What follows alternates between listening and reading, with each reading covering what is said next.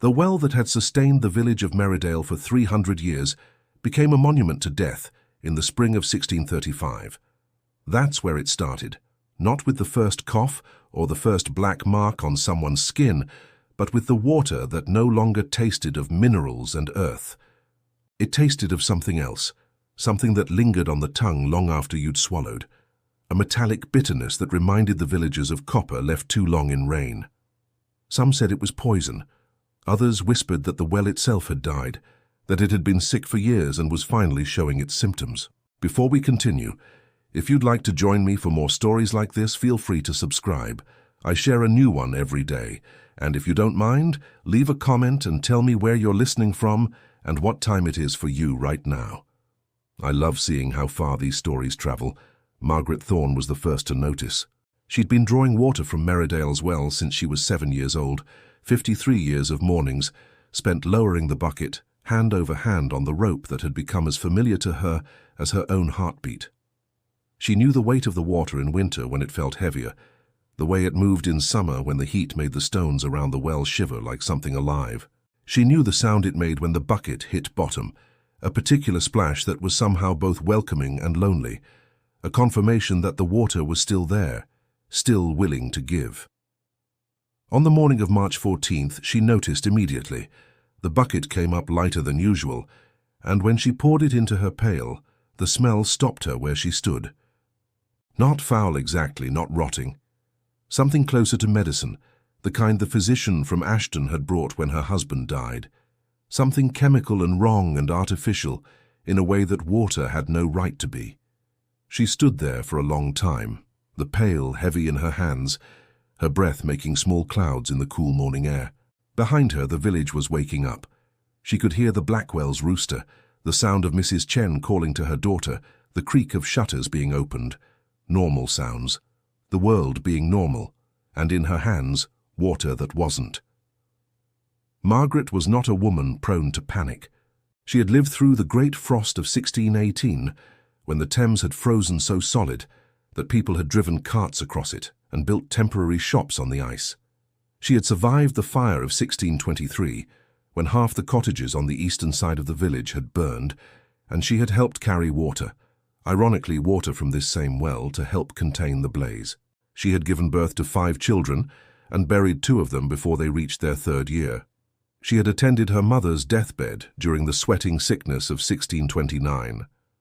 She was the kind of woman who did not break under pressure. She was the kind of woman who looked problems square in the face and did what needed to be done. But something about that water terrified her. She carried it back into her cottage and set the pail on the table. Her daughter Anne was still asleep in the back room.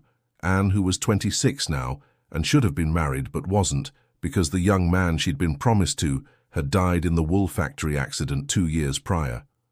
Margaret stood looking at the water, at the way it seemed to sit differently in the pail than it usually did, as though it had weight that had nothing to do with its physical mass. She made a decision. She would wait. She would see if others noticed. If this was something real, other people would mention it.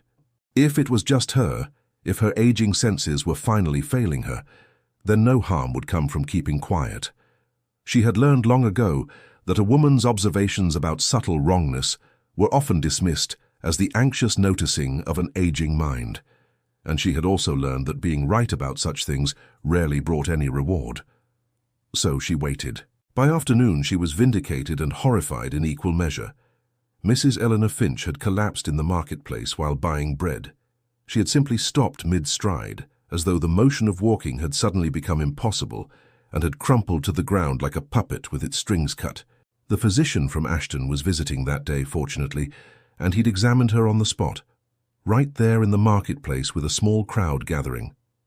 Dehydration, he'd announced, with the absolute certainty that came from men who had spent little time in villages. Heat weakness, quite common in women of her age and disposition. But Eleanor Finch was only 51, and she'd never fainted in her life. And it was March. The day was cold enough that breath showed in the air. By evening, Eleanor had a fever. By the next morning, she had a cough. By the end of the week, she was dead. The death itself wasn't unusual. Villages like Merridale saw death regularly. saw it as a fact of existence no more remarkable than rain, but the speed of it was shocking. Eleanor had gone from the marketplace to the grave in 7 days, which was fast even for the cruel mathematics of village mortality. Some of the older women muttered that it was like watching a candle burn down from both ends simultaneously. The funeral was small. Eleanor had outlived most of her family, and her children had all moved away to cities or farms further east. The vicar said his words the grave diggers did their work. And Eleanor Thorne's body was lowered into the cold earth, while the spring wind blew through the cemetery and sent flower petals skittering across the stones like frightened animals. Margaret attended, as she always did. She believed that the dead deserved witness, that someone should stand and acknowledge that a person had lived and then stopped living, and that this transition was worth some solemnity. She stood with the small group of mourners, mostly women, a few men who'd known Eleanor from the marketplace or the church, and felt the weight of something shifting. It was subtle, the way the light changes just before a storm, but she felt it nonetheless. When they dispersed, Margaret walked to the well. She drew water again, hoping against hope that the previous day's oddness would be gone, that it had been some trick of her perception or a temporary condition. But the water still tasted wrong. It still smelled wrong. And now she knew that Eleanor had drunk from this well. Eleanor had probably drunk from it on the very morning that she'd collapsed in the marketplace. Margaret carried the pail home and sat at her table, looking at the water, as though it could tell her what it had done. The second person to die was Thomas Wright, who worked at the mill and lived alone in a cottage on the edge of the village. He began showing symptoms 3 days after Eleanor's funeral. By the time anyone noticed he was ill, the sickness had already taken hold. He'd been coughing for days before anyone asked him about it, had been burning with fever while he continued to work, had been slowly dying while the village went about its business. The third was Mary Blackwell, who ran the bakery with her sister. The fourth was her sister, Catherine. The fifth was Eleanor's son, who had come back for the funeral. Kant caught the sickness from his mother's empty house, where he'd slept before returning to the city. He'd spread it there in the crowded tenement where he lived, and it had begun to make its presence felt in the growing gaps of empty seats, the silent shops, the doors marked with red crosses. By April, 23 people had died in Merridale and the surrounding area. It was then that people began to understand that this wasn't ordinary sickness. This wasn't a seasonal cough or a fever that would break in a week. This was something else, something that came on fast and cruel and didn't negotiate with prayer or medicine or anything else the village tried to throw at it. The physician from Ashton stopped coming. He sent a message written in a careful hand, explaining that he couldn't risk traveling to areas where the sickness was widespread. He recommended bloodletting, purgatives, the wearing of certain herbs in cloth bags hung around the neck. He did not mention the water. It was the vicar, Reverend John Thornton, who first made the connection public. He was an old man, nearly 80, who'd served the parish of Merridale for 43 years. He had seen people born in this village grow old and die, had married their children, had buried their grandchildren. He had the kind of authority that comes from simply being present for longer than anyone else, from accumulating time like other men accumulate wealth. When Reverend Thornton spoke, people listened. He called a meeting in the church on the first Sunday after Catherine Blackwell's death. The pews were fuller than they'd been in years. People crowded in, standing along the walls, sitting on the stone floor, their faces pale and anxious, their eyes moving from the vicar to each other to the door, as though the sickness might walk through it at any moment. "I have been praying," Reverend Thornton said, his voice thin but carrying well in the stone acoustics of the church, "for understanding of what afflicts us, and I believe the Lord has shown me the truth." He had everyone's attention now. Even people who hadn't entered the church in years were leaning forward. "The well is poisoned," he said simply. The church erupted. Questions, denials, cries of alarm, a confusion of voices that took several minutes to calm. But underneath the chaos, Margaret could feel the click of recognition. People had been thinking this, most of them. They just hadn't wanted to say it aloud. "How?" someone asked. "How could it be poisoned?" "Perhaps," said the Reverend, "the sickness has its source in the earth itself. Perhaps in God's inscrutable wisdom, He has chosen to test us through the very element we depend upon most." This was theologically vague enough to be acceptable to the crowd, while still pointing firmly in the direction of the well. "We cannot drink it," someone else said. A woman, one of the Thorne family, not Margaret but her cousin's wife. "If the well is poisoned, we cannot drink from it. What will we do?" This from John Blackwell, Catherine's husband, his voice hollow with the new grief of burying his wife and preparing to bury his sister. "We will find another water source," said the Reverend, "the streams, the rainwater, and we will pray for deliverance from this pestilence." What he didn't say, but what everyone understood, was that finding alternative water sources would be difficult. There were streams, yes, but they were further afield, and the village had relied on the well for so long that the infrastructure of daily life was built around it. Women would have to walk much further to collect water. The animals would need to be led to streams that weren't convenient. The work of maintaining life would suddenly become much harder. But the alternative was to keep drinking from a well that was killing people, so the village chose hardship and distance over the poison that was close at hand. For the first week after Reverend Thornton's pronouncement, people didn't panic. They were practical about it, the way people in villages had to be. The women organized themselves into groups. Some would go to the northern stream, some to the southern one. The men began work on clearing the paths, removing fallen branches and making the route safer. Children were assigned to gather rainwater in barrels and buckets. Everyone shifted and adjusted, and the village continued on, just with less efficiency and more exhaustion. But something had changed. By stopping to drink from the well, the people of Merridale had stopped being passive victims of circumstances and had become actively afraid. As long as the sickness was mysterious, it had an almost theoretical quality. Now it had a location, a source, a shape that could be pointed to and discussed. And that made it real in a way it hadn't been before. The well became something other than a useful feature of the village landscape. It became a symbol of danger, of the betrayal of trust, of the fragility of life and civilization. People began to avoid it, then to fear it, then to develop a kind of supernatural dread of it. Margaret was aware of all of this, and she was aware too that it didn't quite make sense. A well was a well. It was water and stone and time. It didn't have intention or malice. But she also understood in a way that went deeper than the rational part of her mind that symbols had their own power. Fear, once it took root, grew along its own logic, separate from evidence or reason. She began to notice the way people walked past the well without looking at it, as though the physical act of seeing it might somehow damage them. She noticed how no one went near it anymore, not even to throw things down into it or to mark it as forbidden. It was as though the well had become invisible through the sheer force of collective fear. One morning, about 3 weeks after Reverend Thornton's pronouncement, Margaret found her granddaughter, Anne's daughter Sarah, who was 5 years old, standing at the edge of the well. The girl wasn't trying to draw water. She was just standing there, staring into the darkness below, her small hand gripping the edge of the stone rim. "Sarah," Margaret said quietly, not wanting to startle her. "Step away from there." Sarah turned to her with the seriousness of children who were observant beyond their years. "Grandmother, is the well hungry?" the child asked.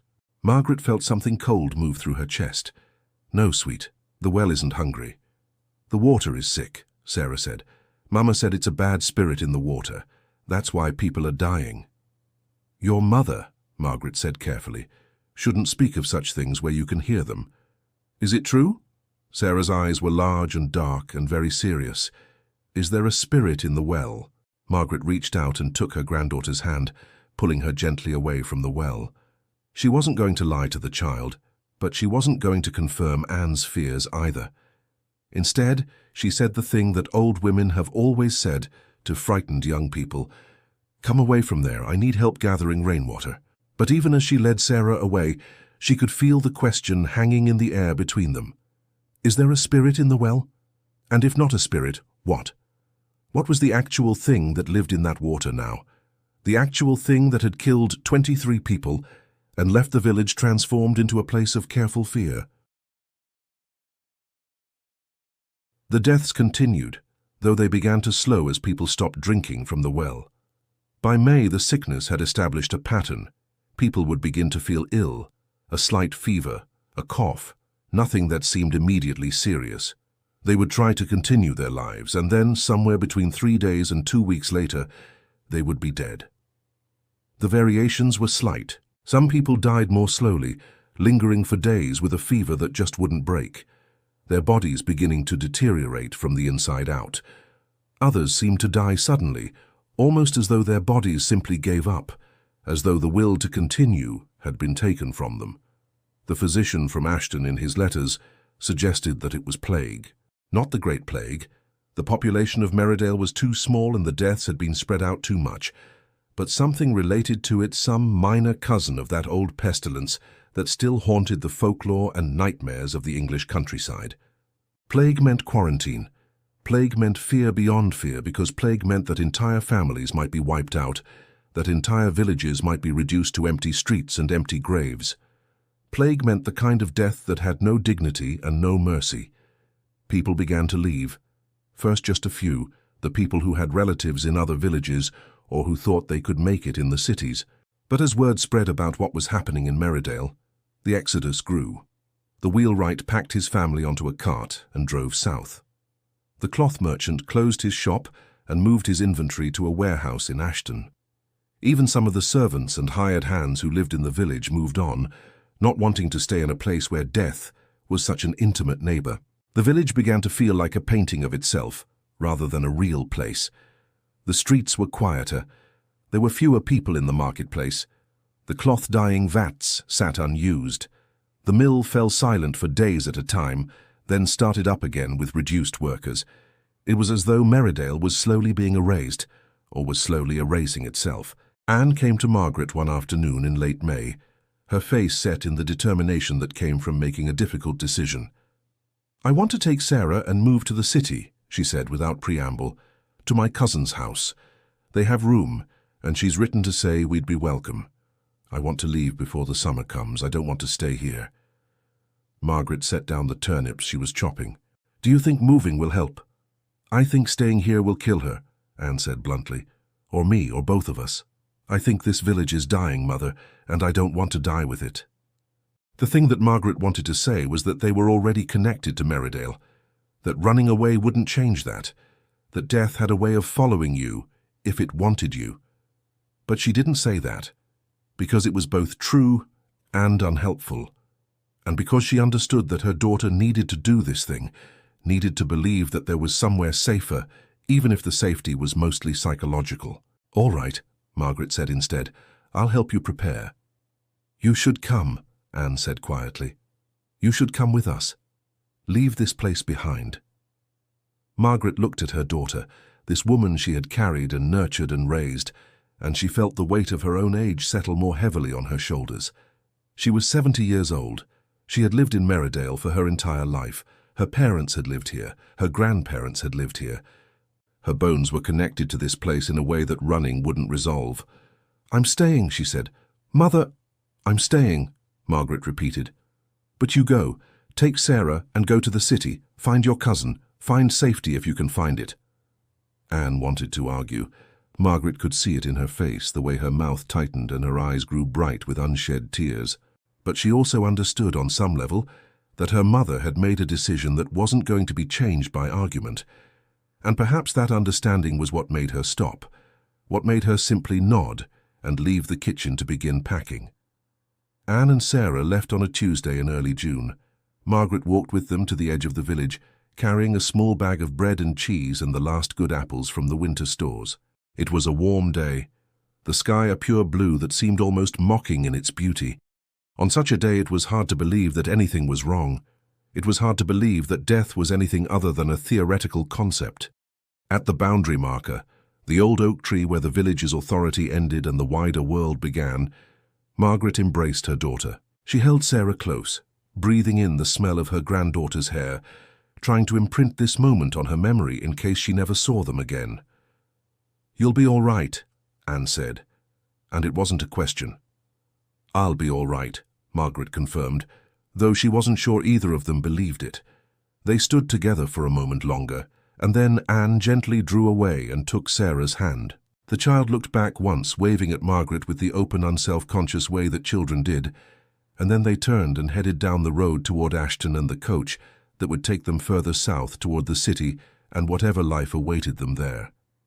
Margaret stood and watched them go until they disappeared around a bend in the road. Then she turned and walked back toward the village that was becoming less a village every day. The summer was difficult in ways that Margaret had not anticipated.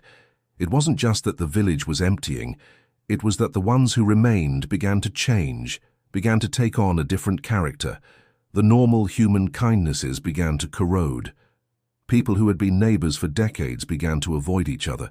There was a sense, unspoken but palpable, that everyone was waiting to see who would get sick next. Reverend Thornton himself contracted the sickness in July.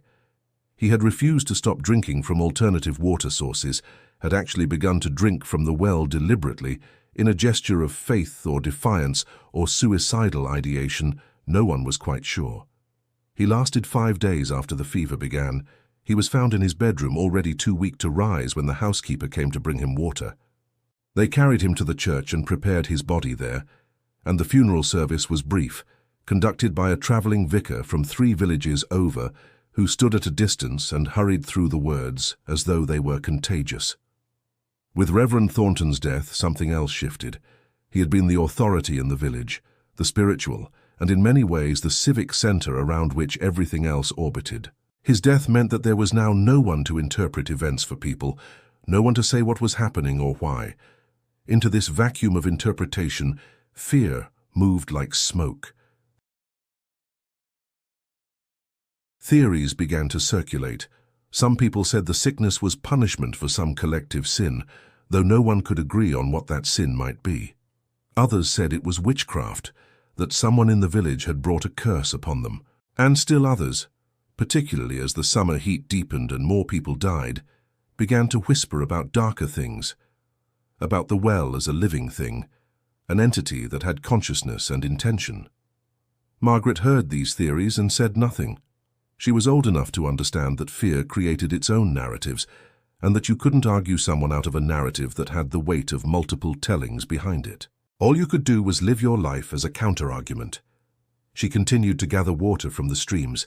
She continued to tend her garden and to bake bread and to do the small maintenance tasks that kept a household functional. She continued to observe the life of the village as it contracted and changed and began to resemble something other than what it had been. But she also began to notice something else. The well was not being completely avoided. Someone was going to it at night when no one else was around. Margaret noticed it by chance one evening when she couldn't sleep and was sitting in her garden looking out at the darkness. She saw a figure move toward the well. She couldn't make out who it was in the darkness and heard the distinctive sound of the bucket being lowered. She watched as the figure drew water, heard the splash of it hitting the bucket, and then watched as the figure walked away. The next night, she positioned herself to see better. It was Martin Corey, the blacksmith. He was drawing water from the well, filling a bucket and drinking directly from it. Not furtively or shamefully, but with a kind of deliberate purpose, as though he was making a statement. Margaret considered confronting him, but decided against it. Instead, she watched. Over the next week, she saw him return to the well multiple times. She also noticed other figures moving in darkness, drawing water from the poisoned well. She couldn't always identify who they were, but she began to understand that this was a kind of silent protest, or perhaps a kind of surrender. These people had decided, in their own ways, that they were going to challenge the narrative of the poisoned well. Whether that was an act of courage or an act of desperation remained unclear. Martin Corey died on the 1st day of August. He had a fever for 6 days, and then he was gone. The village buried him with the same brief ceremonies that had become standard. No one spoke much at his funeral. They had run out of things to say. By autumn, more than half of Merridale's original population had either died or left. Those who remained had developed a kind of grim resilience. They had settled into a new pattern of living, adapted themselves to a world where death was familiar and community was fragmented. They didn't laugh much, they didn't gather in groups. The marketplace was quiet, the church was nearly empty, and the business of daily living continued in a subdued, almost mechanical fashion. Margaret was now the oldest person in the village. This was not something she had sought, but it had been thrust upon her by the simple fact of not dying, and with this status came an unexpected kind of authority. People began to treat her differently, to ask her questions, to seek her out for advice. She found this both comforting and exhausting. In September, a young couple, Thomas and Helen Ward, came to her asking whether they should leave the village or stay. "We have no family elsewhere," Thomas said. "We have property here, a small house and some land. If we leave, we lose everything. But if we stay, we might die." Margaret listened to them carefully, then said, "Have either of you been sick?" "No," Helen said. "We've been careful about the water, about staying away from others who are ill. We've been fortunate." "Then stay," Margaret said. "There's no way to know where safety lies. The city might have its own sickness. Other villages might have other problems. At least here you know what you're facing." It was advice rooted in pragmatism rather than hope, but it seemed to satisfy them. They left her cottage and returned to their lives, having been given permission, of a sort, to continue on. But Margaret understood, even as she gave this advice, that she was lying, or not lying exactly, but omitting a truth. The real reason to stay in Merridale was not because it was safe here, but because some people had developed a kind of fatalism, a sense that they had been marked by this place, that leaving wouldn't help them. This was not something you could say to a young couple. It was not something you could articulate to anyone who still had hope. So instead, Margaret said what needed to be said and kept the darker truths to herself. The well began to change as autumn approached. At first it was subtle. The stone around it began to crack, small fractures that spread like a spider web across the carefully laid blocks. Then the rope began to rot, fibers fraying and pulling apart, even though there was nothing obviously wrong with it. And the water level began to drop, lower and lower, until drawing a full bucket required letting the rope down much further than before. Some people believed that the well was dying, that it had become so contaminated that it was literally withering away. Others whispered that it was being punished, that the sickness it had caused had brought divine retribution upon it. A few suggested that something was deliberately draining it, consuming the water from below. Margaret, who had lived long enough to understand the physical processes that governed the natural world, suspected that the summer drought had simply been worse than usual, and that the well's levels would return to normal if they ever received substantial rain. But she didn't bother explaining this to the others. They had moved beyond the realm of reason into something else, a world where wells could be haunted and water could be evil, and symbols mattered more than facts. One afternoon in late September, she went to the well alone. She hadn't been there since the day that Reverend Thornton had announced it was poisoned. She had had no reason to go. She got her water from the streams, as everyone else did, but she found herself walking toward it anyway, drawn by something she couldn't quite name. The well looked smaller than she remembered it, though that was probably because she was looking at it with different eyes now. The stone was indeed cracked, and the rope looked like it would give way if anyone put significant weight on it. The wooden bucket that had been there for as long as Margaret could remember was gone, though she didn't know when it had disappeared. She stood at the rim and looked down into the darkness. The water was far below, barely visible as a glimmer of reflected light. She could smell it from here, that faint metallic smell that had first drawn her attention so many months ago. "You're not so terrible," she said quietly, speaking to the well, as though it could hear her. "You were just water. We're the ones who made you into a monster." The well naturally didn't respond. It just sat there in the autumn afternoon light, a structure of stone and labor, a place that humans had made and humans had used and humans had come to fear. It was no more inherently evil than a door or a road or a market stall, but humans had moved through it to the realm of the symbolic, and now it would carry those meanings whether it was fair or not. Margaret turned and walked away. She didn't look back. In October, something strange began to happen. The sickness, which had seemed to be slowing over the summer as people changed their water sources, began to accelerate again. But now it was appearing in people who had never drunk from the well, who had been meticulously careful about their water sources, who had done everything right. The first was Henry Prescott, a farmer who had lived at the far edge of the village and had never, to anyone's knowledge, been anywhere near the well. He had drawn his water from the small stream that ran through his property, and yet one morning in early October he began to cough. By the end of the week, he was dead. Then it was Margaret Blackwell, a different Margaret than the one who had died earlier, who was Henry's cousin and had barely left her house in months. Then it was the vicar's housekeeper. Then it was a servant girl in one of the few large houses that remained occupied. The pattern was clear. The sickness had decoupled from the well. It was no longer even remotely connected to water source. People who had done everything right were dying. The rational explanation had collapsed. You couldn't point to the well and say, "There is the cause," and feel like you understood what was happening. People began to panic in a different way than they had before. This panic was raw, more primitive. This was the panic of people who had done the things they were supposed to do and found that those things didn't matter. This was the panic of people who understood that they had lost control of the narrative and couldn't even find the threads to pick it back up again. There were 3 deaths in the second week of October, 2 in the third week. By the end of the month, the sickness had killed more people in October than it had in any previous month, despite the fact that more than half the population was already gone, and despite the fact that they had apparently stopped drinking from the poisoned well. Margaret's own explanation to herself was simpler. The plague, or whatever this was, had established itself in Merridale. It was in the air, in the earth, in the fabric of the community itself. You couldn't escape it by avoiding a water source because it had moved beyond that. It had become part of what it meant to be here.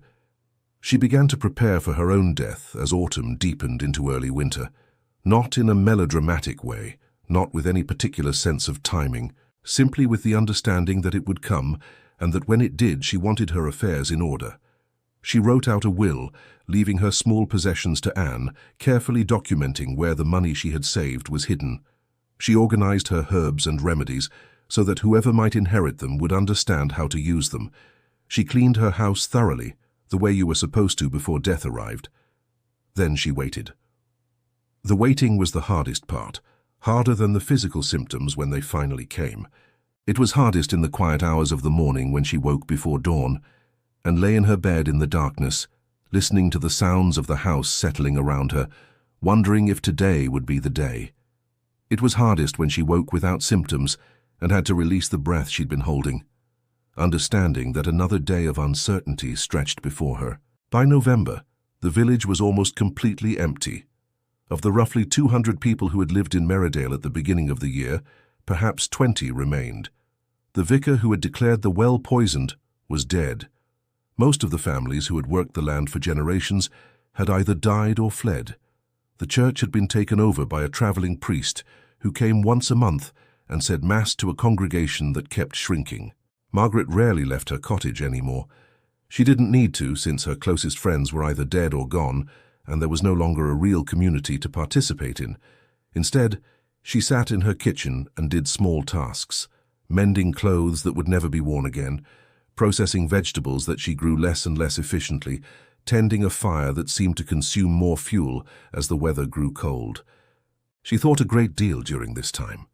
She thought about her husband, dead these 22 years, and wondered what he would make of the village now. She thought about her children and grandchildren, scattered across the country, living in a reality that bore no resemblance to what she experienced daily. She thought about Eleanor Finch and Thomas Wright and all the others whose names were becoming harder to remember, though she knew she should remember them, that remembering was important. And she thought about the well. She thought about what she had seen from her garden window at night, the figures drawn to it, even though they claimed to fear it. She thought about Martin Corey and his deliberate choice to drink from it, which had been either an act of defiance or an act of surrender, or perhaps both simultaneously. She thought about how humans created meaning out of objects and places, how fear could transform a simple structure into a monument to terror, how the mind could convince itself that something was evil once enough people had agreed that it was. She thought, too, about the peculiar irony of it all. The well had not been poisoned, or rather, it had not been poisoned with anything except the belief that it was poisoned. And yet people had died, had been dying, were still dying. The belief had proven to be poisonous enough. Fear itself had become the actual toxin, far more deadly than anything in the water could have been. Margaret got sick on the first day of December. It started simply enough, a slight ache in her chest, a feeling of heaviness that made her movements more labored than usual. She recognized the signs immediately. She had seen enough people get sick to know what was coming. She made a fire in her bedroom, gathered what water she had from the stream-drawn storage barrels, and settled into the waiting that had characterized the last month of her life. The fever came that evening. It wasn't extreme at first, just a warmth spreading through her body that made everything feel slightly unreal, as though she was existing at one remove from the physical world. She lay in her bed and felt it move through her, taking hold, beginning to build. By morning the fever had become substantial. Her vision was slightly blurred. Her skin felt hypersensitive. Every thread of the bedclothes felt rough. The light coming through the window felt too bright. Her throat hurt when she swallowed. She managed to get up and drink water, moving slowly, carefully, as though sudden movements might cause her body to betray her entirely. The water was cool and helped, at least temporarily. She made it back to bed and lay there, drifting in and out of a sleep that was more like a fever dream than real rest. The second day was worse. The fever had climbed higher, and now she was alternating between periods of extreme cold, where she piled every blanket she owned on top of herself and couldn't stop shaking, and periods of extreme heat, where she would throw off all the covers and lie exposed to the cold air of the cottage, desperate for any relief. Her throat had gotten worse, and coughing was agony, each spasm seeming to tear something inside her chest. She knew she should eat. She understood on an intellectual level that her body needed fuel to fight the illness. But the thought of food made her stomach turn over, and when she tried to eat a small piece of bread, she could barely manage a few bites before nausea forced her to stop. There was no one to come and help her. She had known this would be the case, had accepted it when she decided to stay in the village. There would be no one to bring her water when she needed it, no one to sit with her through the nights, no one to help her if she lost control of her own body. This was the price of staying, and she had decided it was worth paying. On the third day, she began to cough up blood. It was not a lot, just a few flecks at first, visible when she spat into a cloth. But as the day progressed, there was more. By evening, she was coughing up stringy reddish mucus that frightened her despite her attempts to remain calm. She had seen others reach this stage, had seen how quickly things deteriorated after the blood began to appear. She understood then that this was likely going to be a shorter illness than some. She might have 3 more days, perhaps 4. She lay in bed and thought about this with the strange clarity that fear and fever sometimes brought. 3 or 4 more days of this. 3 or 4 more days of burning and aching and struggling to breathe, of her body gradually failing, of her mind slowly dimming as the fever consumed more and more of her consciousness, and then darkness. Whatever came after death, and Margaret had her doubts about the certainties that religion promised, at least there would be an end to this. On the 4th day, she found that she couldn't get out of bed anymore. Her legs simply wouldn't obey her will. She lay there looking at the ceiling of her cottage, the ceiling she had been looking at for 70 years, and felt something inside her begin to let go. It was strange, this letting go. It wasn't resignation exactly, though it was that too. It was more like the moment when you stop swimming against a current and simply allow yourself to be carried. She stopped worrying about whether she would recover. She stopped worrying about the mess her body would make when it finally gave up its ghost.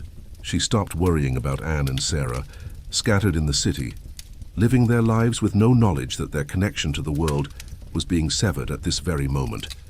She simply lay there and let the fever consume her, and somewhere in that surrender, something changed. The fever dreams began in earnest late on the 4th night. Margaret found herself standing at the well, though she wasn't entirely sure how she'd gotten there, or whether she was actually there or only dreaming herself there. The well was exactly as she remembered it, but it was also different. The cracks in the stone seemed to glow slightly, as though there was light behind them. The rope was whole again, perfect and strong and new, and the water level was high, full to the brim, catching the moonlight and reflecting it upward in a way that water shouldn't be able to do. She approached it slowly. She wasn't afraid exactly, but there was a quality of anticipation of standing at a threshold of some kind. She reached down and dipped her hand into the water. It was warm. This surprised her, since water drawn from wells in winter was supposed to be cold. But this water was warm, almost blood-warm, and it seemed to move against her skin as though it was alive. She raised her hand to her mouth and drank.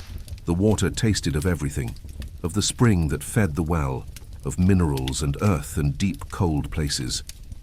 But underneath that, it tasted of something else. It tasted of time.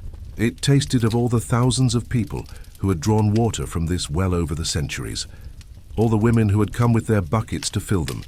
All the children who had learned the weight and motion. All the hands that had pulled the rope up and down and up again. She was drinking not just water, but history. She was drinking memory. She drank, and the more she drank, the more solid the dream became. She could feel the stones under her feet. She could smell the earth and the stone, and the particular scent of a well that had been in use for 300 years. She could hear the slight sound of water moving in the darkness below. When she finally pulled her hand back and looked at it, she saw that it was younger. The age spots were gone. The wrinkles had smoothed out. She held her hands up in front of her face and saw them as they had been when she was perhaps 30, when her children were young and her life still felt like it had shape and direction. "You see," said a voice behind her. "It's not poison." Margaret turned. The woman standing there was not anyone she recognized, but she knew somehow that she should recognize her. The woman was tall and seemed to be made of shadow and water, with eyes that reflected light like a cat's. Her hair was long and moved as though she was under water, though the air around them was perfectly still. "The well is not poisoned," the woman repeated. "The people are poisoned.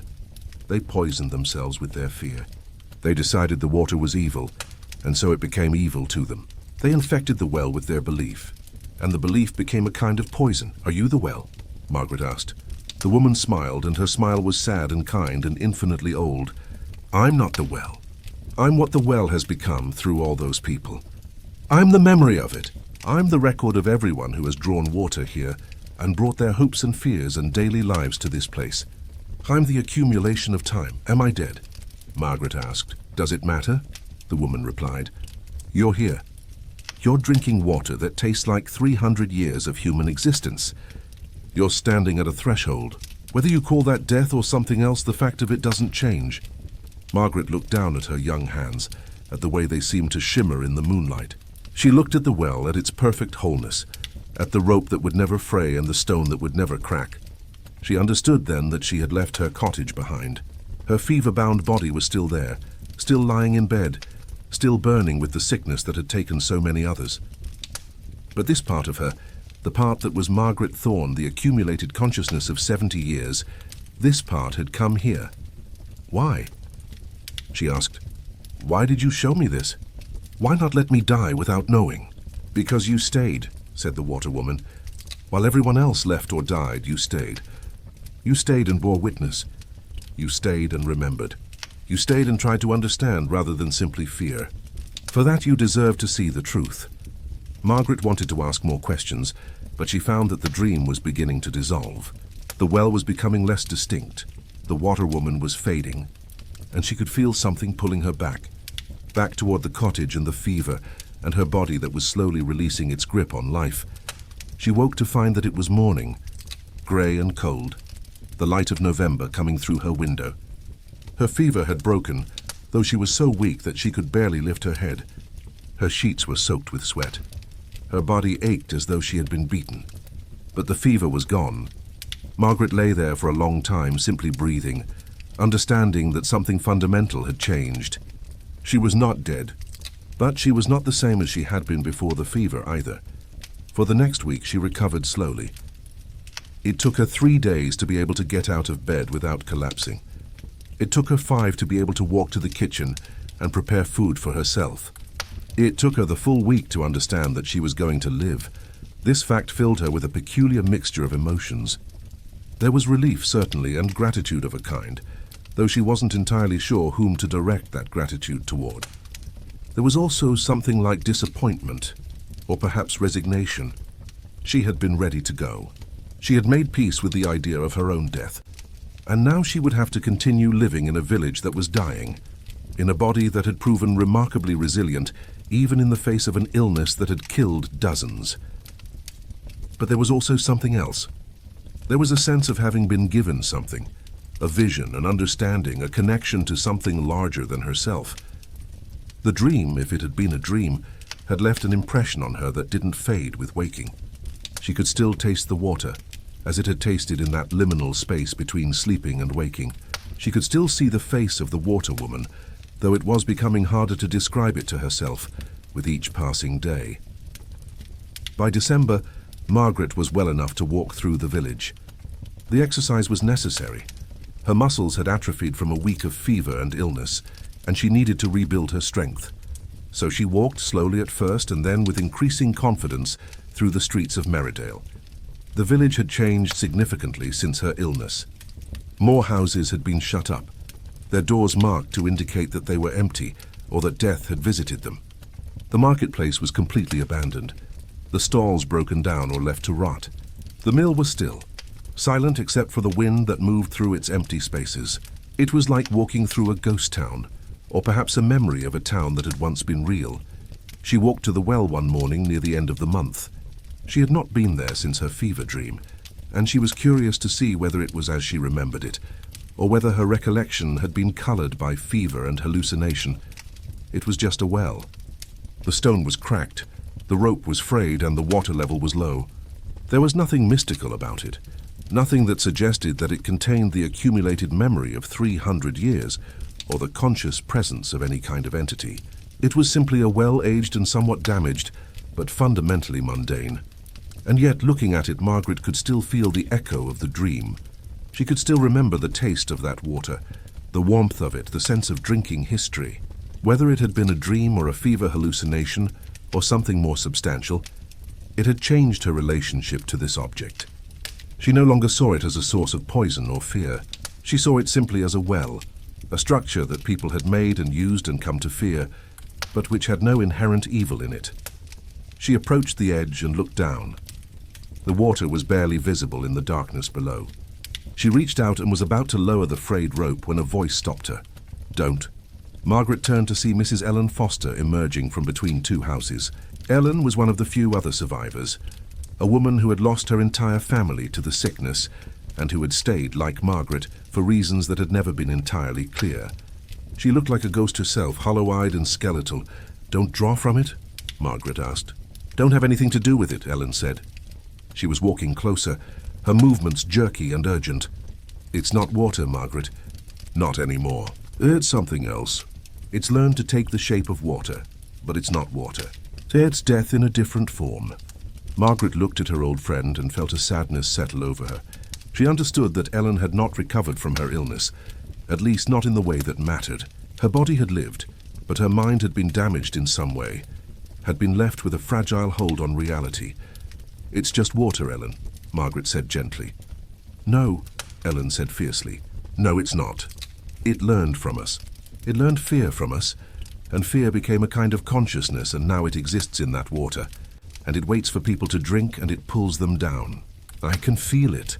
I've felt it ever since I got sick. It's still connected to me, Margaret. It's still pulling." Margaret reached out and took Ellen's hand. The other woman's skin was cold and thin, like paper that had been soaked and then dried too many times. "Ellen, when did you last eat something?" Ellen didn't seem to hear the question. "You should leave," she said. "Go where Anne went. Go to the city. Don't stay here. Don't stay where the well can reach you," Margaret wanted to argue, to try to convince Ellen that she was wrong, that the well was just a well, that the sickness had passed, and what remained was simply grief and exhaustion and the trauma of loss. But she understood that Ellen had moved into a place where argument couldn't reach her. She had created a narrative that made sense of her suffering. And in that narrative, the well was an active force of evil. And that story had become more real to her than anything else. "All right," Margaret said instead. "I'll be careful." Ellen seemed satisfied by this. She nodded, and then, without another word, turned and walked away, disappearing between the same two houses she had emerged from. Margaret watched her go, and a chill that had nothing to do with the December weather moved down her spine. Margaret did not leave the village. Despite Ellen's warning, despite her own brush with death, despite the steady erosion of everything that had once made Merridale a living community, she remained. She settled into a solitary life that was quiet and relatively comfortable. She had her house, her garden, her routines. She had the books that she had collected over a lifetime. She had memories, which were becoming increasingly precious as the people who shared those memories died off. But more than that, She had a sense that her work here was not finished. She had stayed through the plague, or whatever this had been. She had survived when so many others had not.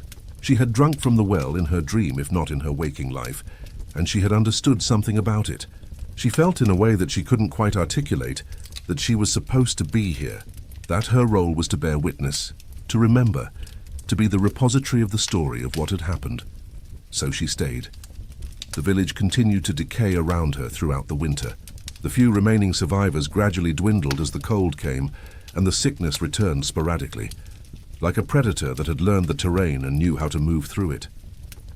By January, there were perhaps 7 people left in Merridale proper. Margaret didn't know all of them, didn't check on them regularly. They seemed to exist in their own separate spheres, touching the communal life of the village only minimally. The well stood frozen through much of the winter, ice forming around its rim and locking the rope in place. Margaret didn't go near it during these months. She wasn't avoiding it exactly, but she wasn't drawn to it either. It simply existed in the landscape, part of the geometry of the place, neither good nor evil, but simply present. She thought often about the dream, though. She thought about the water woman and what she had said about fear poisoning the well. She thought about how the village had collectively decided that the well was evil, and had thereby made it evil, at least in their perception and perhaps in reality.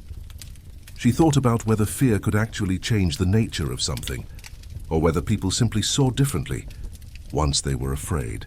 These were the kinds of thoughts that occupied the mind of an old woman living alone in a dying village. In the winter of 1635, they were philosophical musings that led nowhere concrete. But that seemed important nonetheless. Important because they were ways of trying to make sense of the senseless. Spring came late that year. Reluctant and cool, but it came nonetheless. By April, the ice had melted from the well. Margaret found herself drawn back to it, as though spring's return had somehow reactivated a connection that winter had dormant. She stood at the rim one afternoon, when the weather was mild enough to sit in the sun without freezing. The rope was still frayed, still unreliable looking, but the water level had risen slightly. Not much, but enough that you could actually draw without the rope going down forever. She was tempted to draw water. Not to drink. She had her rainwater collection system, and she was too cautious to drink from the well now, but simply to reconnect with the object. To complete some circle that had been opened when she had her fever dream, but she hesitated. She was aware that this hesitation was foolish, that the well was just a well, that giving it this much of her attention was perhaps a sign that she was becoming like Ellen, seeing conspiracy and intention where there was only random geology and unfortunate timing. She was still standing there, considering, when she heard the sound of an approaching horse. This sound was so unexpected that it took her a moment to understand what she was hearing. A horse in Merridale? There had been no visitors in months, no real commerce or communication with the outside world. The village had become isolated, cut off by reputation and fear from the larger world around it. For someone to ride here deliberately meant something. It meant that the isolation was breaking. It meant that the story of Merridale was about to intersect with the larger story of England again. A man emerged from the edge of the village, riding a horse that looked as tired as he did. He was perhaps 40, with the bearing of someone accustomed to authority. Behind him, on a separate horse, was a younger man who carried with him the distinctive marks of a scribe, a leather case containing ink and paper, a certain thinness to his fingers from writing. They rode slowly through the village, looking at it with obvious distaste, as though the very sight of it offended them. They stopped near the center, and the older man dismounted with a grunt that suggested his back was bothering him. The younger man stayed on his horse, looking around with eyes that missed nothing. Margaret watched from her position near the well. She had instinctively hidden herself in the shadow of the structure, and she was quite still, observing the newcomers with the watchfulness that prey animals develop when predators enter their territory. The older man approached the nearest house and knocked on the door. There was no answer. He waited a moment and knocked again, harder. Still nothing. He tried the door and found it locked, then moved on to the next house. The pattern repeated itself: knock, wait, move on. The scribe recorded something in his ledger after each failed attempt, making notes that Margaret couldn't read from her position. After several attempts, they finally came to a house where someone responded. Margaret couldn't see who, but she could hear the muffled sounds of a conversation, too far away for her to make out words. This went on for several minutes, and then the older man returned to his horse, conferred briefly with his companion, and they both turned in her direction, toward the well. Margaret's heart rate increased. She was alone, vulnerable, and she didn't know who these men were or what they wanted. But staying hidden seemed worse than stepping forward. She straightened up and stepped into the open, making sure they could see her. The older man raised his hand in a gesture that might have been greeting or might have been something else. He guided his horse toward her. "Are you a resident of this village?" he asked as he approached. His accent suggested London or at least a city. His clothes were fine but travel-worn, and he had the particular kind of weariness that suggested he had been on the road for a long time. "I am," Margaret replied. "I'm Margaret Thorne. I've lived here my entire life. I am Edmund Hartwell, appointed by the Crown to investigate the plague outbreak that has affected this region," the man said. He dismounted fully and extended his hand, which Margaret shook. His grip was firm but not aggressive. "I understand that this village has been particularly hard hit." "Yes," Margaret said. "Many people have died. More have left. How many remain?" This question came from the scribe, who was now dismounting from his horse and approaching with his ledger already open, pen poised. Margaret considered the question. "I don't know precisely. I know I'm here.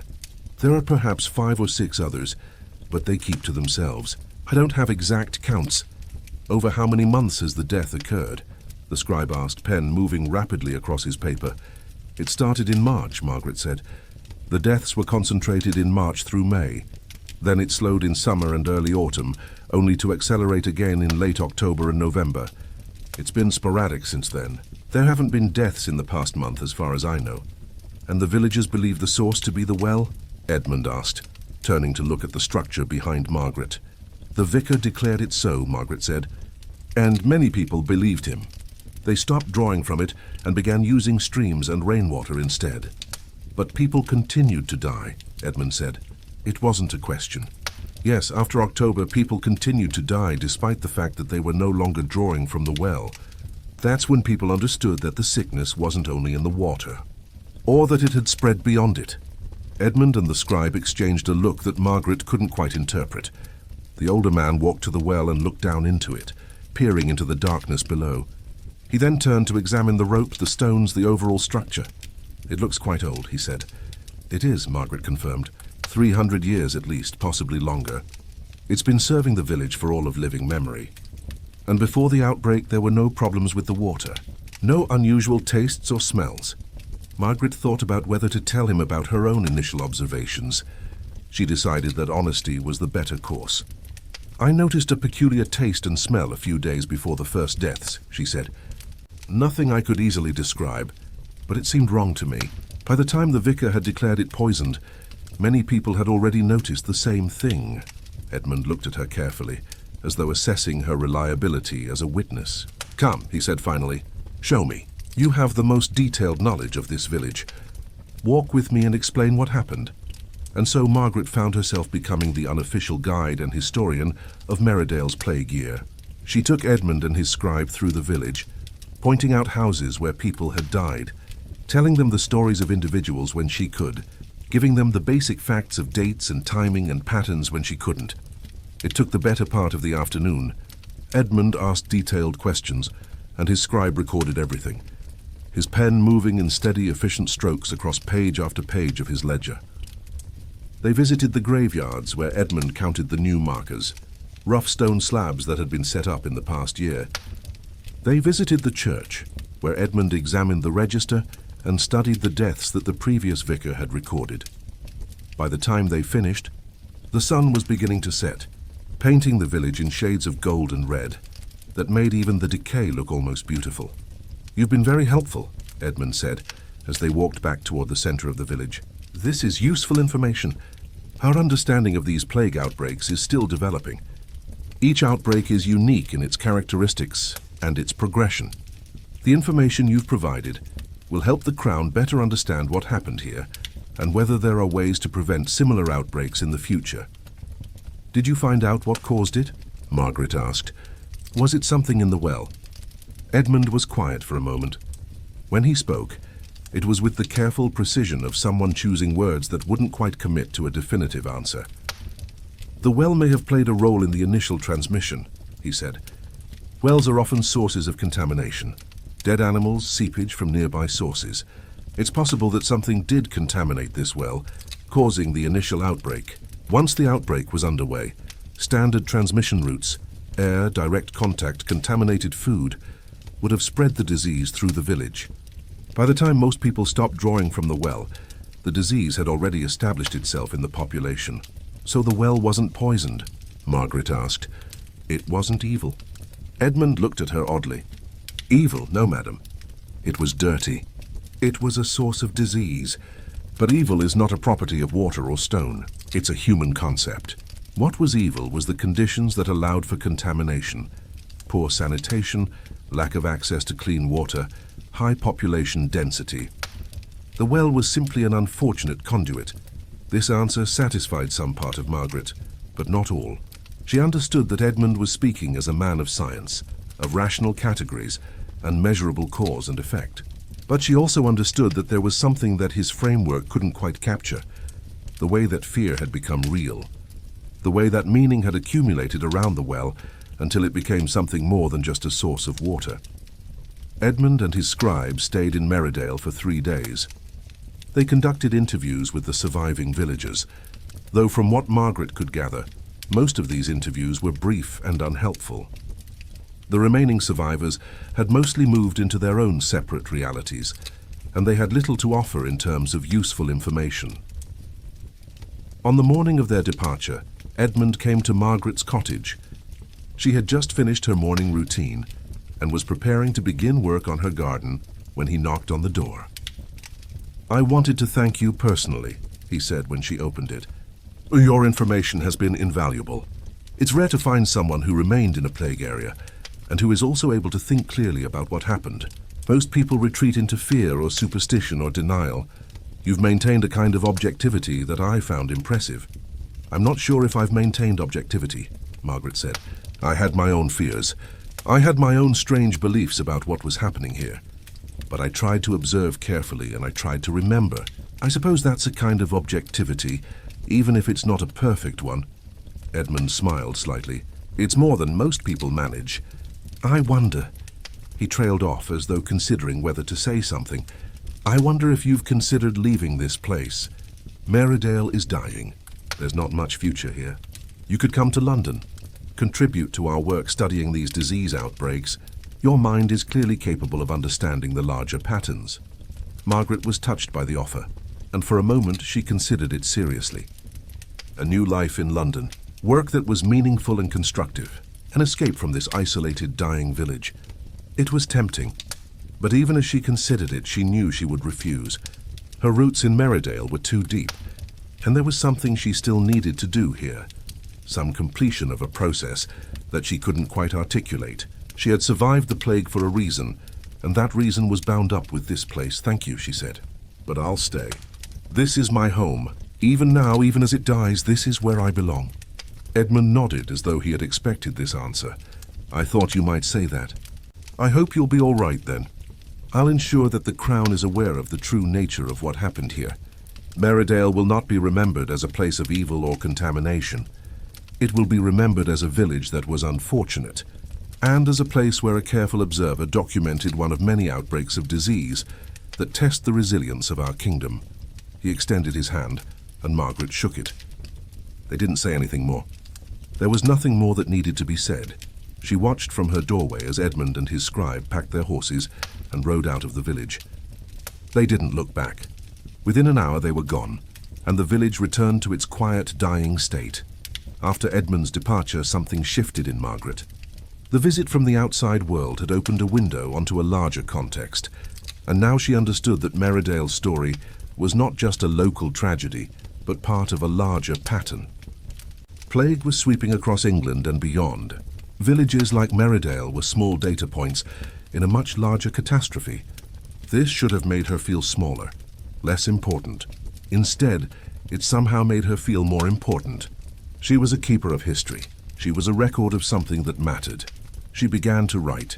She had paper and ink, the materials of literacy something that set her apart from many women of her station and time. She had learned to read and write from her mother, who had learned from her father, who had been a scrivener's assistant before he came to the village. The skill had been useful in her youth, but had fallen dormant once she was married and occupied with the business of running a household and raising children. Now it became essential. Margaret began to write down everything she remembered about the plague year. She wrote about the first strange taste of the water. She wrote about Eleanor Finch's collapse in the marketplace.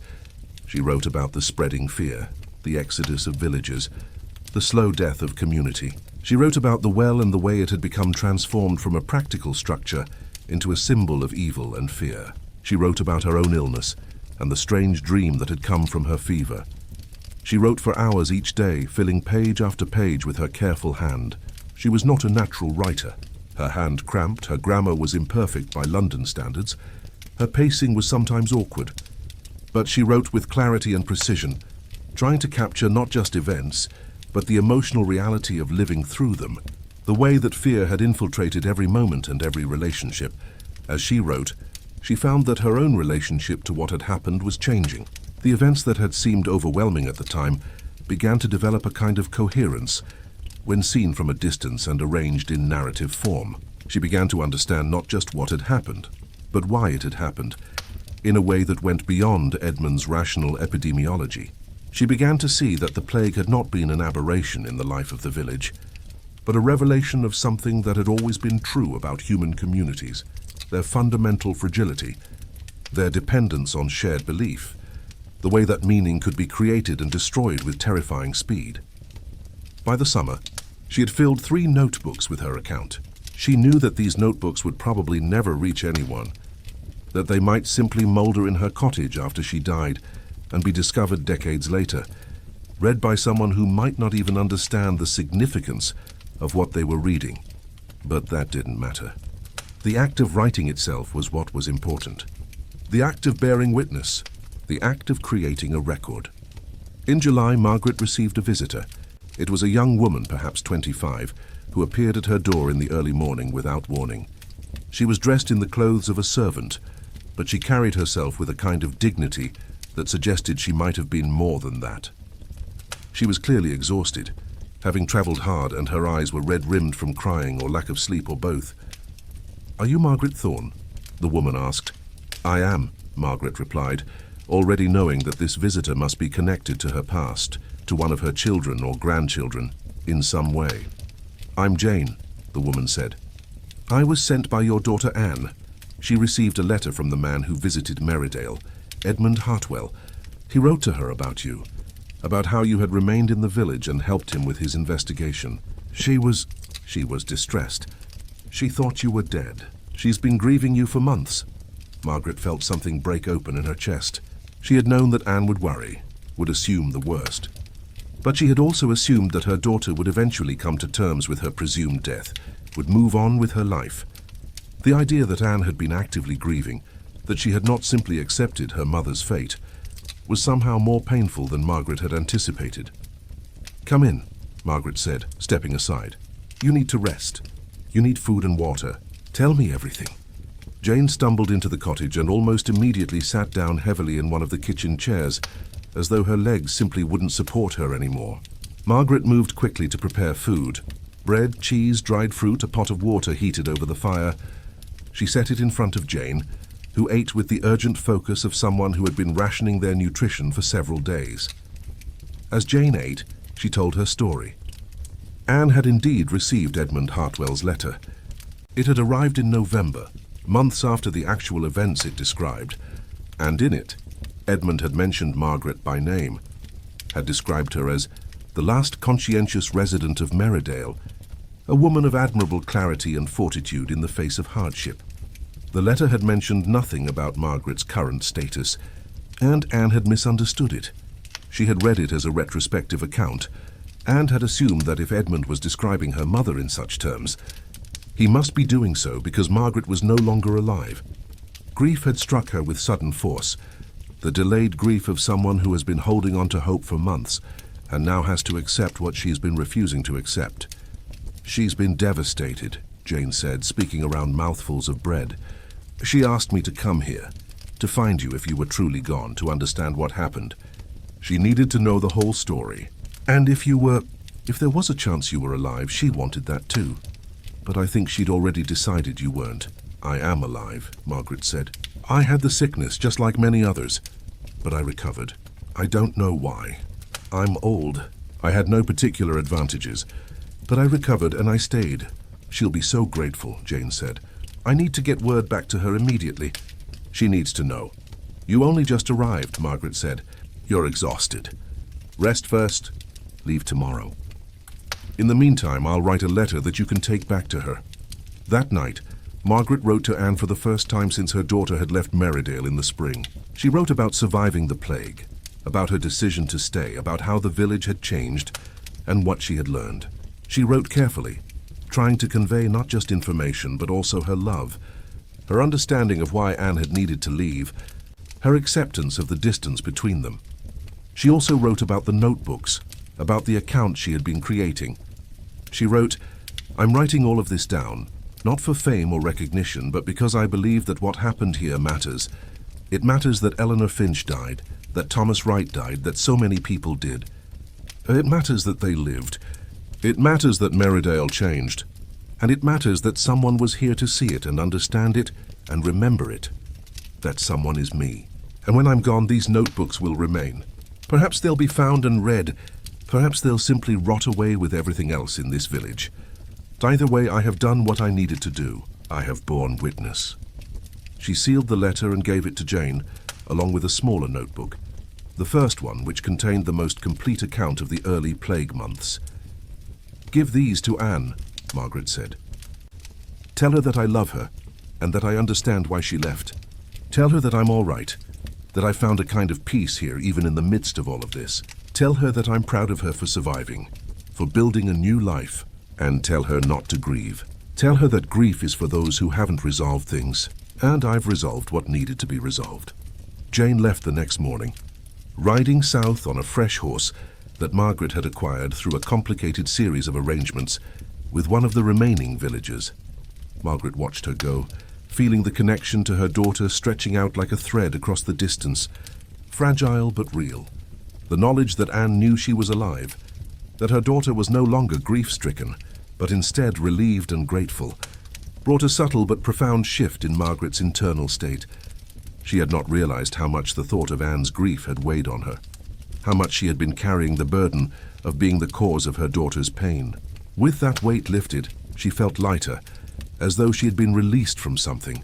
She continued her writing over the next months, but with a different purpose now. Before, she had been writing for history, for posterity, for some abstract future reader. Now she was also writing for Anne in a way, creating a record that her daughter would eventually read. That would help Anne understand the person her mother had been and the choices she had made. By autumn, the last survivors of the plague began to leave. Ellen Foster, who had warned Margaret about the well, simply disappeared one day. Whether she had left or died, Margaret never knew. John Blackwell, the cloth merchant's son, rode away one morning saying that he was going to try his luck in Bristol. The shepherd, who had lived at the far edge of the village, packed his few possessions and moved on to find work elsewhere. By November, when the first snow fell, Margaret believed she was alone in Merridale. Completely, truly alone. There was no one else. No voices from other cottages, no smoke rising from other chimneys, no signs of human habitation beyond her own small circle of life. She was not frightened by this solitude. Instead, she found it peaceful. She had lived most of her life in community, in the constant presence of other people, other needs, other demands. Now, in this final season of her life, she was given the gift of silence and solitude. She could think. She could write. She could remember. She could simply be. In December, Margaret became ill again. It was not the plague this time. She knew the signs of that illness intimately now, had written about them in detail in her notebooks. This was something else, a simple infection, an ordinary winter sickness, the kind of thing that an old woman's weakened body might contract and not recover from. It was not dramatic. It was not accompanied by fever dreams or visions. It was simply her body, worn out from 71 years of existence, beginning to fail. She went to bed and did not get up again, She was not in pain, exactly. She was simply tired in a way that sleep didn't relieve, tired in a way that seemed to come from the very bones of her, from the accumulation of all the years and all the living. She lay in bed and watched the light move across her ceiling, marking the passage of days and hours. She thought about the well.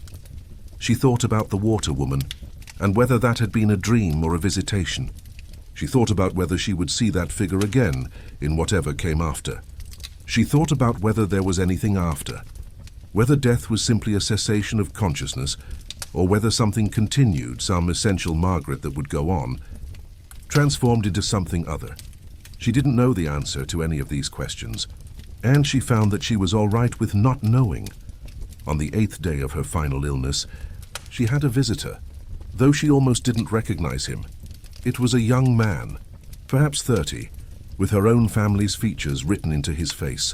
It took her a moment to place him, and then she understood. It was her grandson, Margaret's daughter's son, who had been born after Margaret had last seen him as a child. He had grown into a man, and now he was standing in her bedroom, tears on his face. "Grandmother," he said, "I came as soon as Mother told me. I didn't want you to be alone." Margaret tried to speak, but her voice had become thin and uncertain. She gestured for him to sit, and he took her hand, carefully, as though she might break at any moment. "Mother told me everything," he said. "About you staying, about the plague, about how you survived, about the notebooks. She asked me to tell you that she's been reading them, and she understands now. She understands why you stayed, and she wanted you to know that she forgives you for not leaving with her. She wanted you to know that she's proud of you." Margaret felt tears sliding down her cheeks. She squeezed her grandson's hand with what little strength she had left. She couldn't speak, but she could feel. And what she felt was a kind of completion. Her daughter forgave her. Her family understood. The story that she had been living, all of this alone, was being acknowledged and witnessed by the people who had the right to witness it. Her grandson stayed with her through the night. He sat by her bed and talked to her, telling her about his own life, his work, his wife and children, all these connections to a future that Margaret wouldn't live to see. She listened as much as her fading mind could listen, grateful for the sound of a human voice, for the presence of another person in the darkness. By morning, she was very tired. Her breathing had become labored. She knew, without anyone needing to tell her, that this was the end. "Tell me about the well," her grandson said, as though he had intuited that there was something she still needed to communicate before she left the world. "Mother mentioned it in the notebooks, but I don't quite understand it. Why did it matter so much? Why were you drawn to it?" Margaret gathered what energy she could and tried to speak. Her voice came out as barely more than a whisper, but her grandson leaned close to hear. "The well," she said slowly, "was just water and stone. But people made it into something else. They made it evil. They poured their fear into it, and it became a container for fear. And I think I had to understand that, had to see that the fear wasn't the water's fault. It was ours. We did that. We took something ordinary and made it into a monster. But why did you dream about it?" her grandson asked. "Why the water woman?" "I don't know," Margaret said. "Maybe I dreamed her because I needed to understand. Maybe she was real, maybe—" She paused, struggling to find the words. "Maybe she was what the well had become through all of us. All the people who ever drew water there. All their hopes and fears and daily lives. Maybe it all accumulated into something conscious. Maybe that's what we do as humans. We put meaning into objects until they become real in the ways that matter."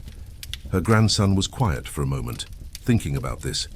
Then he said, "If that's true, then what are you putting meaning into? What will your story become?" "It will become what people need it to become," Margaret said. "Someone will read those notebooks. Maybe many people, and each of them will find something different in them. Some will see a historical account. Some will see a love story between a woman and the place she inhabited. Some will see a meditation on fear, and all of those readings will be true. The story will contain multitudes." She was very tired now. Her eyelids were heavy, and the room seemed to be dimming around her, though she didn't think it was actually growing darker. Her grandson was holding her hand, and she was grateful for that physical connection, for the knowing that she would not die completely alone. "I'm going now," she said, or tried to say. The words might not have come out loud enough for him to hear, but he squeezed her hand gently, as though he understood. Margaret Thorne died on December 12, 1636, exactly 9 months after the plague appeared to be over. She was 71 years old. She had lived through more than most people could endure, and had emerged from it with her mind intact and her sense of purpose intact. Her grandson buried her in the Merridale cemetery, next to her husband and her mother, and the other generations of Thornes who had lived and died in this place. The funeral was small, just her grandson and a traveling priest who came through to mark the burial. There was no large gathering, no village ceremony. But there was respect and there was remembrance, and that was enough. After the burial, her grandson spent several days at the cottage, organizing Margaret's affairs. He packed the notebooks carefully, intending to bring them back to Anne to preserve them in the family. He organized the few possessions that mattered: a silver ring, a Bible with family names written in the front, a set of embroidery that Margaret had done decades ago. He left the house in order, closed the windows, locked the doors. But before he left, he found himself drawn to the well. He stood at its edge, looking down into the darkness below, thinking about his grandmother and the strange power that this object had held over her imagination. He never drank from it. He simply looked. And then he turned away and rode out of the village as his mother had done, leaving it to time and decay, and whatever future might be claimed from the ruins. Merridale did not disappear completely. Villages rarely do. But it changed profoundly. As the years passed, the population gradually began to recover, though it would never quite reach the numbers that had existed before the plague. New people came in, people from other villages, refugees from other disasters, adventurers and merchants and farmers looking for land. They rebuilt the village slowly, repurposing the stones from abandoned houses to build new structures, creating new communities on top of the graves of old ones. The well remained, though it was not commonly used. A new water source had been developed. In the years following the plague, a system of pipes that brought water from a further stream into the village. The old well fell into disrepair, its rope breaking completely, its bucket disappearing. It became a landmark, a thing pointed to. "That's the well that was poisoned," people would say to newcomers, though by then the story had changed enough that most people didn't quite believe it had ever been actually poisoned. It had become a legend, a story told to children, a marker of the old days and the things that had happened there long ago. It was 200 years later, in 1836, that a scholar from Oxford was passing through the area and became interested in the history of Merridale. He heard the local stories about the plague, the poisoned well, the last woman who had stayed and borne witness. Intrigued, he began to investigate, interviewing the people whose families had been in the area for generations, looking for any surviving records. He found Anne's descendants still lived in the region, and they had preserved Margaret's notebooks. The scholar copied them carefully, noting their unique perspective on the plague years, and eventually published them as part of a larger historical work about plague outbreaks in rural England. Margaret Thorne's name, which had been known only to her family and the people of Merridale for 2 centuries, suddenly became known to a wider audience. Historians began to cite her account. Other scholars began to collect her work. By the time another 100 years had passed, she had become a minor but recognized historical figure, a woman who had documented a plague outbreak with unusual clarity and psychological insight. But more than that, people began to understand what Margaret had understood, what she had tried to communicate through her notebooks. They began to see that fear could be as real as any physical illness, that belief could reshape reality, that meaning accumulated in places and objects over time and could never be completely removed, no matter how rational you tried to be. They understood that the well had not been poisoned by anything external. It had been poisoned by the collective decision to believe that it was poisoned. And in a strange way, that poison had been real. It had killed people, not the water itself, but the fear that had accumulated around the water, the way that belief had changed behavior and spread sickness through channels that had nothing to do with the well itself. And what of the well itself, that structure of stone and time and accumulated human meaning? It still stands in Merridale, though it is no longer used for water. It has become a tourist attraction of sorts, a thing that people point to when they visit the village and learn the story. That's the well that caused the plague, they say, though they mean it differently now. They mean it as a metaphor. They mean it as a lesson in the power of collective belief. They mean it as a monument to the fragility of human certainty. The well, of course, knows nothing of this. It simply stands as it has stood for more than 500 years now, receiving and reflecting light, accumulating moss and lichen, slowly eroding under the weight of centuries and weather. It contains no water anymore. The water has been cut off deliberately, left to drain away, so that nothing living or dead can be deposited in its depths. It is an empty vessel, a hollow container, a thing that has been drained of its function and left to stand as a symbol. But sometimes when the light is right, and when the wind is moving through the village in a particular way, people swear they can see water in the depths of the well. They swear they can hear the sound of it splashing far below, the sound of a rope being pulled up, the sound of a bucket meeting the surface. They swear that if they listened carefully enough, they could hear the voices of all the people who had ever drawn water from this well, all their hopes, all their fears, all their daily lives accumulating in that water, making it into something conscious and alive. But when they look more carefully, there is no water. There is only darkness. There is only stone and time and the accumulated meaning that humans have poured into a simple object until it became something more than simple. Margaret Thorne, if she could see it now, might recognize this process. She had lived through it once. She had watched a well become a symbol of evil through no fault of its own. She had understood that fear was the real poison, and that belief could reshape reality in ways that were as powerful as any chemical contamination. And she had borne witness to it. She had written it down. She had preserved the story for future generations.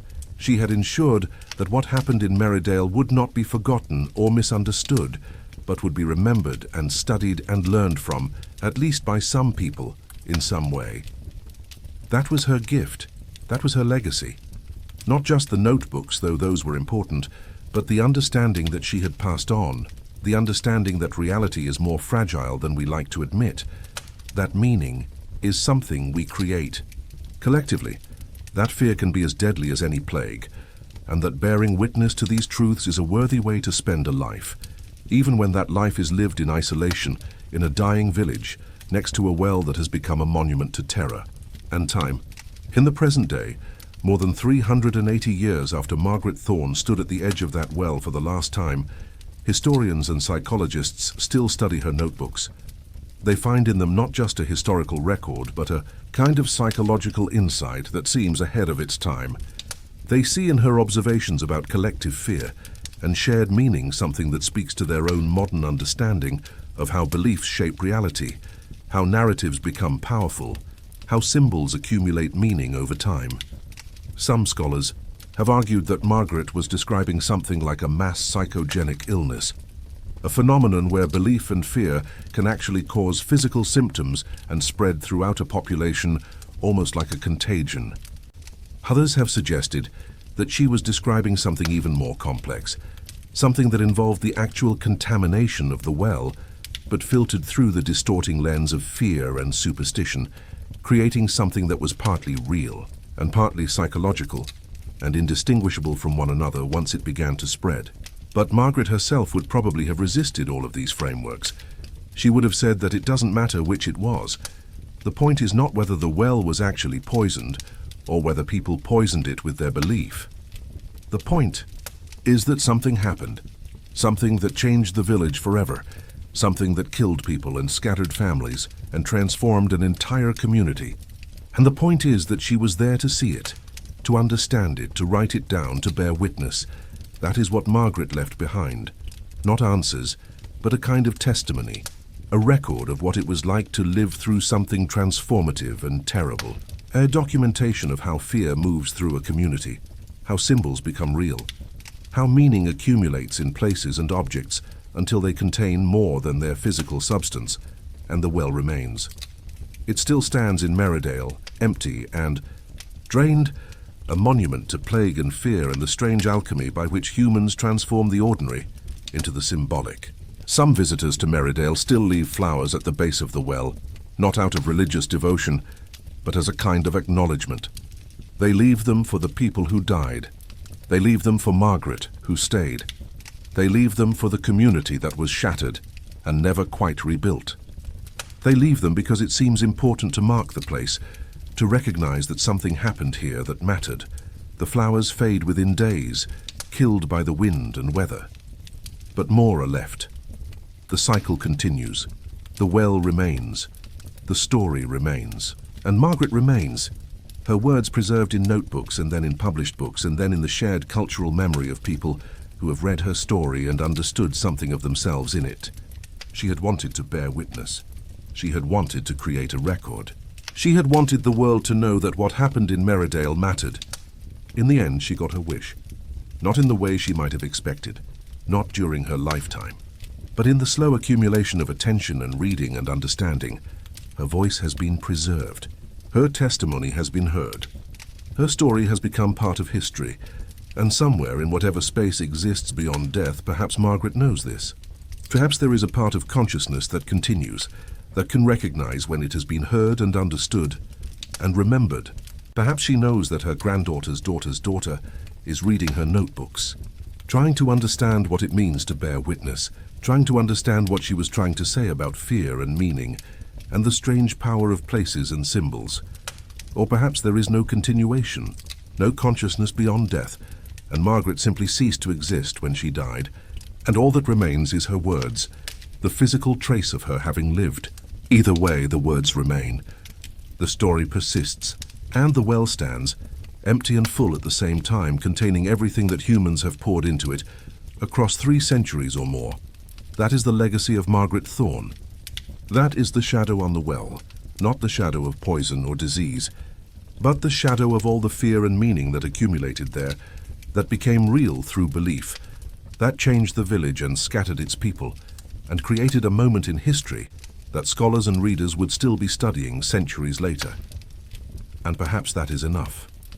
Perhaps that is what it means to bear witness, to stand in the midst of terror and change and simply say, I was here, I saw this, I understand that it mattered, to create a record, to ensure that the story would not be lost, to be the one person who stayed behind when everyone else left, so that someone would remember, so that the truth could be preserved, so that future generations would know that what happened in Merridale was real and significant and worthy of remembrance. Margaret Thorne did that. She lived that. And the well remains as her monument, not a monument to disease or poison, but a monument to the power of witness, to the persistence of story, to the strange and terrible and transformative ways that fear can move through a community and change everything forever. The well remains. The story remains. And Margaret remains in the words she left behind, bearing witness across the centuries to what it means to have lived through something that changed everything, and to have had the courage and clarity to face that change directly, to write it down, to ensure that it would not be forgotten. That is the shadow on the well.